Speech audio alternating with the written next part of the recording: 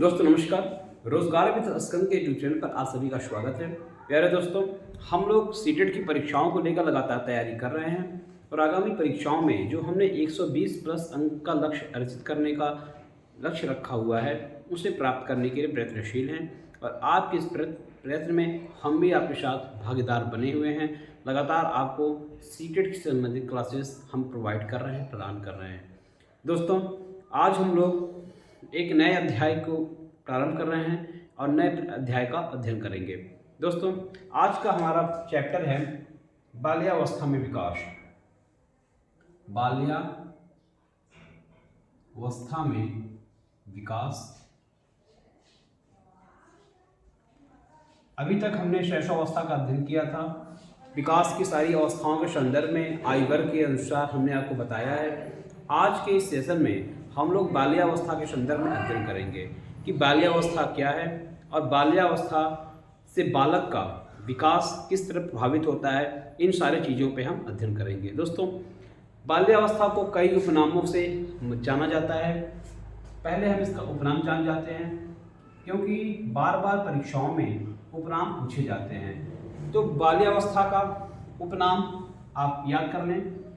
इसको आरंभिक विद्यालय अवस्था का भी नाम कहा जाता है। आरंभिक विद्यालय जाने की अवस्था बाल्यावस्था होती है। इसके बाद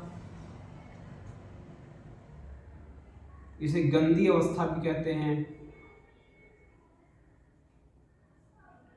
गंदी अवस्था के बाद स्फूर्ति अवस्था कहते हैं। स्फूर्ति अवस्था के अलावा इसे संवेगात्मक विकास की अवस्था भी कहते हैं। संवेगात्मक विकास की अवस्था भी कहते हैं।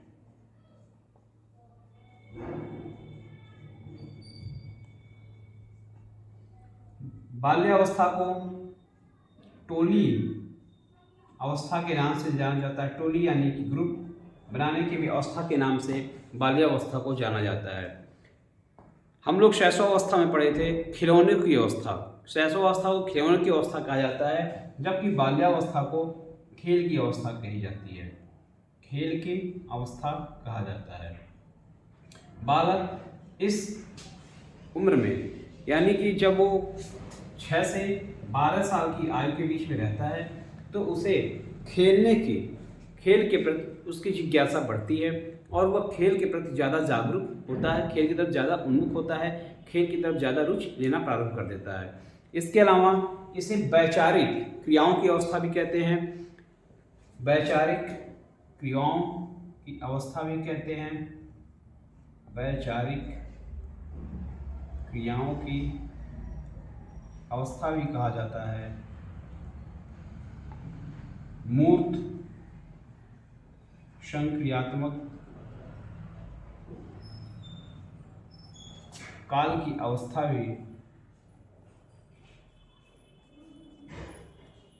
भी बाल्यावस्था को कहा जाता है। दोस्तों, अब आप देखिए कि बाल्यावस्था को आरंभिक विद्यालय जाने की अवस्था कहते हैं क्योंकि जो बाल्यावस्था होती है, बाल्यावस्था 6 से 12 वर्ष की आयु के बीच की मानी जाती है।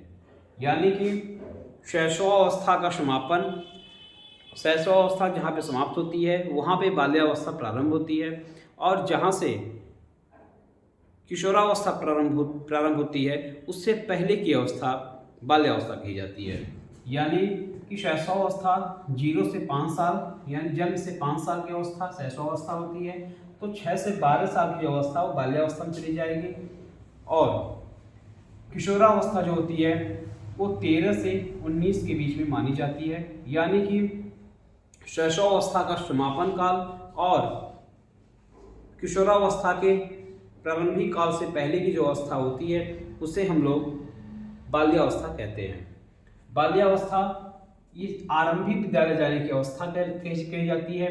यानी कि इस काल में बच्चा बाल्यावस्था में, इस अवस्था में बच्चा विद्यालय जाना प्रारंभ कर देता है। दूसरी है गंदी अवस्था, यानी कि इसको हम गंदी अवस्था क्यों कहते हैं?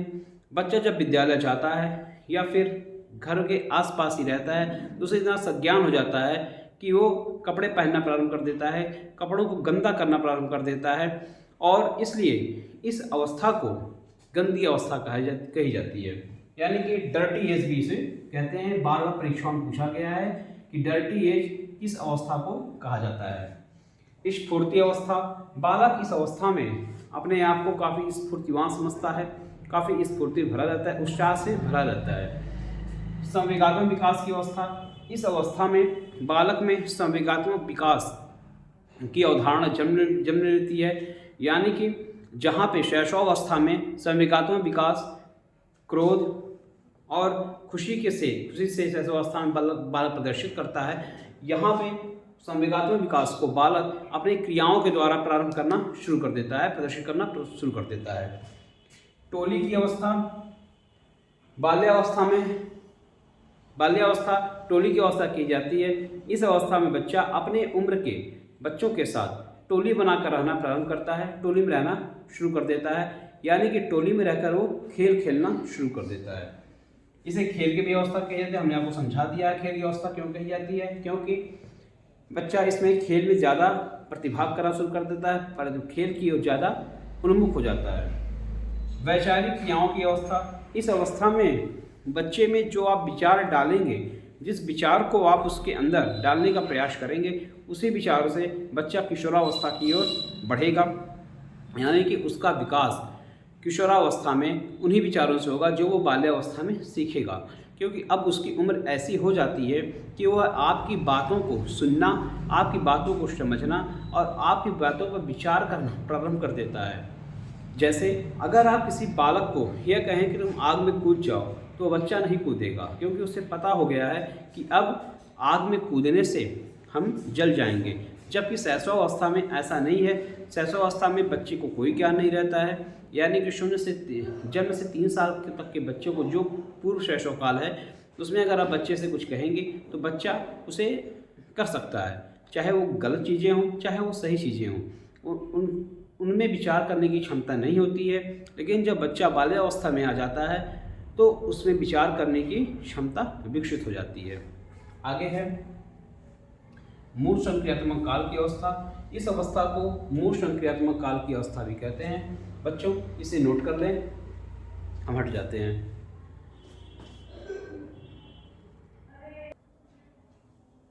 आइए दोस्तों आगे देखते हैं।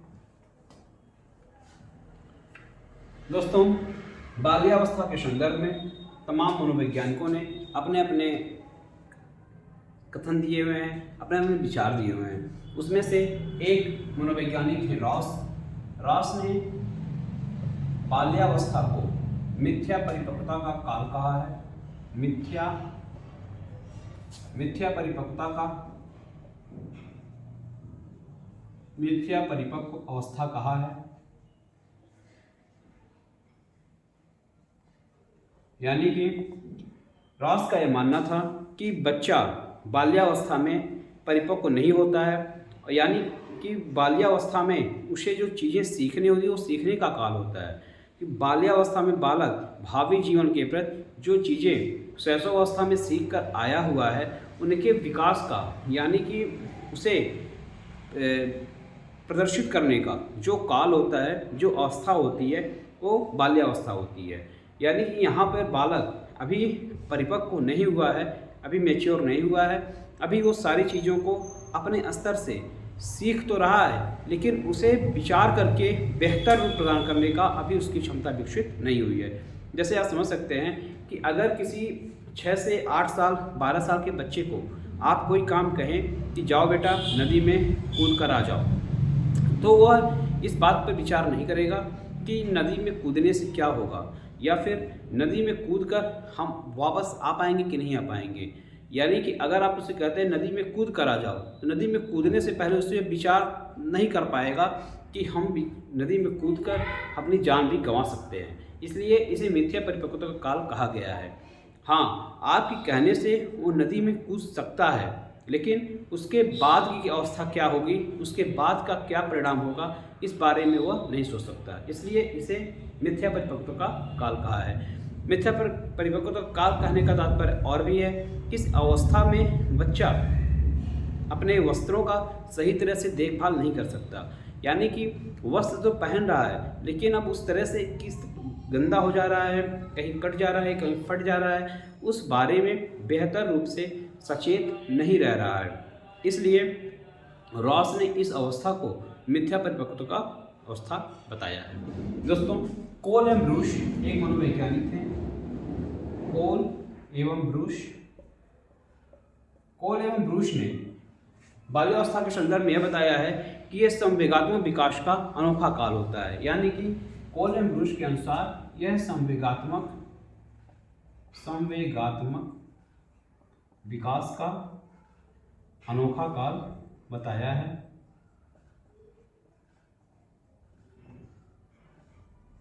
कि इसमें बच्चे के संवेगात्मक विकास में बड़ी तेजी से वृद्धि होती है। इस अवस्था में बच्चा संवेगात्मक विकास बेहतर रूप से कर सकता है, इसलिए इसे संवेगात्मक विकास का अनोखा काल कोल एवं ब्रूश ने माना है। यह बार बार सीटेट की परीक्षाओं में यह कथन पूछे गए हैं। दोस्तों, सबसे महत्वपूर्ण जो कथन है, सबसे महत्वपूर्ण जो तर्क है, इसमें हम जीन पियाजे का है। जीन पियाजे ने बाल्यावस्था को 2 वर्गों में विभाजित किया हुआ है। दोस्तों, जीन पियाजे ने बाल्यावस्था को 2 वर्गों में विभाजित किया है। 2 वर्गों में विभाजित करके उन्होंने समझाने का प्रयास किया है।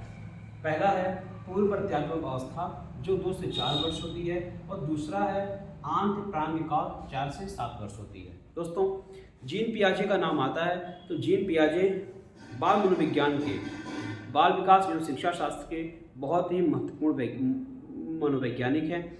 इनका संज्ञानात्मक विकास इनका दिया गया है। इसके संदर्भ में इससे कम आपको सीटेट की परीक्षाओं में 3 से 4 प्रश्न हर वर्ष पूछे जाते हैं। 3 से 4 प्रश्न आप ये मान के चलिए जीन पियाजे कितने महत्वपूर्ण हैं। जीन पियाजे, सबसे पहले जीन पियाजे संदर्भ हम लोग समझते हैं जीन पियाजे थे कौन। जीन पियाजे स्विट्जरलैंड के मनोवैज्ञानिक थे, और मनोवैज्ञानिक बनने से पहले वह जंतु वैज्ञानिक थे, यानी कि जंतु वैज्ञानिक थे जीन पियाजे। और जीन पियाजे ने अपने 3 बच्चों पर संज्ञानात्मक विकास का शोध किया हुआ था, जो हम आगे पढ़ेंगे। संज्ञानात्मक विकास की अवस्थाओं के संदर्भ में हम लोग आगे पढ़ेंगे, तो वहाँ जीन पियाजे के बारे में विस्तृत से चर्चा की जाएगी। यहाँ पर जो दिया गया है उस संदर्भ में समझ लें कि बाल्यावस्था को जीन पियाजे ने 2 वर्गों में विभाजित किया है। पहला है पूर्व प्रत्यात्मक अवस्था 2 से 4 वर्ष, और दूसरा है आंत प्रांगिकाल 4 से 7 वर्ष। यानी कि पूर्व प्रत्यात्मक अवस्था 2 से 4 वर्ष के संदर्भ में उनका यह कहना है कि बच्चा जो जन्म से 2 वर्ष के बाद और 4 वर्ष की आयु तक वह पूर्व प्रत्यात्मक अवस्था में रहता है। यानी कि तात्पर्य यह है कि जन्म से जब बच्चा अपना क्रियाकलाप करना शुरू कर देता है तो उस समय उसकी अवस्था पूर्व प्रत्यात्मक अवस्था में होती है, और आंत प्रांगिकाल 4 से 7 वर्ष माना गया है। यानी कि शैशवावस्था का लगभग समापन और बाल्यावस्था का लगभग प्रारंभ का जो काल है वो आंत प्रांगिकाल कहा जाता है। देखिए, आंत प्रांगिकाल में बालक के समाजीकरण का विकास होता है। ऐसा जीन पियाजे का मानना था कि आंत प्रांगिकाल में बालक के समाजीकरण का विकास होता है, यानी कि वह देखकर अनुकरण करना प्रारंभ कर देता है। वह इस अवस्था में पोस्टमैन, नाई, वकील, पुलिस, डॉक्टर आदि चीज़ों का अनुसरण करना शुरू कर देता है। आप खुद देखिए, अगर आपके पास छोटा बच्चा है, उसकी अवस्था 4 से 7 वर्ष के बीच में है, तो आप उसके सामने खिलौनों का किट रख दें, चाहे वो डॉक्टर्स का किट हो, चाहे वो चोर पुलिस का किट हो, चाहे वकील का किट हो। ये सारे किट अगर आप रखेंगे तो बच्चा इसमें बहुत मन से खेलता है, बहुत मन से अपना काम करता है। यानी कि यह उसकी समाजीकरण की अवस्था है। इस अवस्था में बच्चा खेलों के माध्यम से अपने आप को व्यस्त रखता है, और इसलिए इस अवस्था को खेल की अवस्था कहा गया है। दोस्तों, आशा है कि आपको जीन पियाजे के ये दोनों अवस्थाओं के संदर्भ में पूरा ज्ञान हो गया होगा। आइए आगे देखते हैं।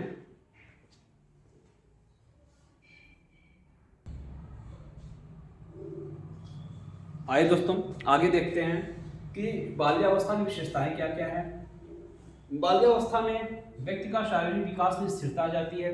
जैसा कि शैशवावस्था में हमने पढ़ा था कि शैशवावस्था में नित्य उसके विकास का जो क्रम होता है, उसके त्वचा का रंग 15 दिन के बाद बदलना प्रारंभ हो जाता है और 15 दिन के बाद उसके त्वचा में परिवर्तन होना प्रारंभ हो जाता है। शैशवावस्था में बच्चा जब होता है तो उसका शारीरिक विकास अस्थायी रहता है, यानी कि उसका विकास जो होता है उसमें परिवर्तन होता रहता है। तो बाल्यावस्था की विशेषता की शारीरिक विकास में स्थिरता आनी प्रारंभ हो जाती है। जो आपके फेस बनने प्रारंभ होते हैं वो फेस लगभग आपके जीवन काल तक चलते रहते हैं। मानसिक योग्यताओं में वृद्धि होती है। इस अवस्था में मानसिक योग्यताओं में वृद्धि होती है, यानी कि उसका दिमाग ज़्यादा एक्टिव रूप से काम करना प्रारंभ कर देता है।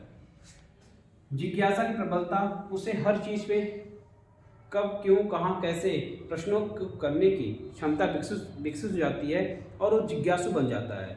यानी बच्चा यह समझता है कि हमें इस चीज़ को जानना चाहिए और हर चीज़ के बारे में, हर वस्तु के बारे में, हर अपने वातावरण के बारे में उसे जानने की जिज्ञासा उत्पन्न हो जाती है। वास्तविक जगत में प्रवेश, इस अवस्था में बालक वास्तविक जगत में प्रवेश करता है। रचनात्मक कार्यों में आनंद लेने लगता है। सामाजिक गुणों का विकास होने लगता है, हमने आपको समझाया है। बहिर्मुखी व्यक्तित्व का विकास हो जाता है। जैसा कि शैशवावस्था में बालक अंतर्मुखी होता है, जबकि बाल्यावस्था में बालक बहिर्मुखी हो जाता है, यानी बाहर की चीज़ों को, बाह्य शक्तियों का बाह्य केंद्र के माध्यम से उन्हें सोचना प्रारंभ कर देता है। इस अवस्था में बालक में संग्रह करने की प्रवृत्ति उत्पन्न हो जाती है। जैसे आप समझ सकते हैं कि पहले बच्चे कांचा खेलते थे, गोली खेलते थे, तो इस अवस्था में उनका संग्रह करते थे कि अधिक से अधिक गोलियां उनके पास हो जाएं, अधिक से अधिक उनके पास हो जाए। साथ ही अगर बच्चा पैसे इकट्ठा करने के आदि हो जाए, यानी कि गोलक जो होता है, गोलक में पैसा इकट्ठा करने की प्रवृत्ति भी इसी अवस्था में उत्पन्न हो जाती है, संग्रह करने की प्रवृत्ति उत्पन्न हो जाती है। आत्मनिर्भरता की भावना, इस अवस्था में बालक आत्मनिर्भर हो जाता है। जैसा कि शैशवावस्था में बताया गया है कि शैशवावस्था बालक के पर निर्भर से लेकर, यानी कि पर निर्भर से लेकर आत्मनिर्भर बनने की जो प्रक्रिया होती है, वही हम विभिन्न अवस्थाओं में अध्ययन करते हैं। तो शैशवावस्था में बालक पर निर्भर होता है, असहाय होता है, अपने माता पिता पर, अपने परिजनों पर निर्भर होता है, जबकि बाल्यावस्था में वो कुछ क्रियाकलाप अपने स्वयं से करने लगता है। यानी कि आप अगर समझें कि पुट्टी को पहले उसकी माता के द्वारा धोया जाता है, माता के द्वारा धुला जाता है, क्योंकि बालक में यह क्षमता नहीं होती है शैशवावस्था में कि वो अपनी पुट्टी को धुल सके, पुट्टी के बारे में बता सके कि उसे पुट्टी आई है, पुट्टी वो कर सकता है। जबकि बाल्यावस्था में ये उसको ज्ञान हो जाता है और वह पुट्टी कहाँ पे करना है, किस जगह करना है, नियत स्थान पे, नियत जगह पे करना प्रारंभ कर देता है और उन्हें धुलने की प्रवृत्ति भी उसमें आ जाती है। ये बहुत बेसिक चीज़ें हैं, इसे जानना जरूरी है। सामूहिक वित्त की भावना हमने आपको इस बारे में समझाया है। दोस्तों अगले वीडियो में हम आपको शारीरिक विकास, बाल्यावस्था में शारीरिक विकास किस तरह से होते हैं और महत्वपूर्ण कथनों के बारे में, जो महत्वपूर्ण मनोवैज्ञानिकों ने अपने कथन कहे हैं, उनके संदर्भ में हम आपको अवगत कराएंगे। आज का लेक्चर यहीं पे स्टॉप करते हैं, यहीं पे रोकते हैं और आशा है कि आपको आज का लेक्चर पसंद आया होगा और निश्चित रूप से आपको इस चैप्टर से 1 से 2 नंबर निश्चित रूप से आपके पक्के होंगे। धन्यवाद।